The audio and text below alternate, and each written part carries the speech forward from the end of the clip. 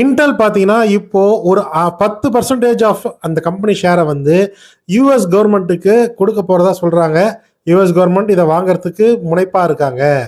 So வந்து இந்த Joe Biden வந்து யூஎஸ் பிரசிடெண்ட்டாக இருந்தபோது இந்த சிப்ஸ் ஆக்ட் அப்படின்னு சொல்லி ஒன்று போட்டு பல ஃபண்டை வந்து பல கம்பெனிகளுக்கு சும்மாவே கொடுத்துட்டாரு.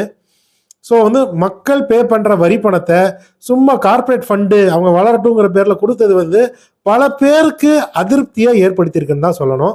இப்போ இந்த ட்ரம்ப்போடைய இந்த ஆக்ட் வந்ததுக்கப்புறம், இந்த கவர்மெண்ட் வந்ததுக்கப்புறம், நீ வந்து உனக்கு ஃபண்டு வேணும்னா லோனாக வாங்கிக்க, டிவிடெண்டாக கத்திக்க, ஈக்விட்டி தான் உனக்கு தர முடியுன்ற மாதிரிலாம் சொல்லியிருக்காங்க. ஸோ இதை வந்து நிறைய பேர் வரவேற்றிருக்காங்க. உனக்கு வந்து லோன் வேணும், பெரிய அளவுக்கு லோன் வேணும்னா கம்பெனி ஷேரை கவர்மெண்ட்டுக்கு வியி, அப்போ தான் காசு தருவேன் அப்படின்னு வந்து ட்ரம்ப் சொல்லியிருக்காரு போல இருக்கு. 10% ஷேர் வந்து இப்போ கவர்மெண்ட்டுக்கு போகுது. ஒரு யூஎஸ் கவர்மெண்ட்டால் இயக்கப்படுற ஒரு கம்பெனியோட சிப்பு நம்ம பிசியில் இருந்தால் வந்து எந்த அளவுக்கு அது வந்து எஃபெக்டிவாக இருக்குன்றதை எல்லாரும் இப்போ வந்து கவலை தெரிவிச்சிருக்காங்க.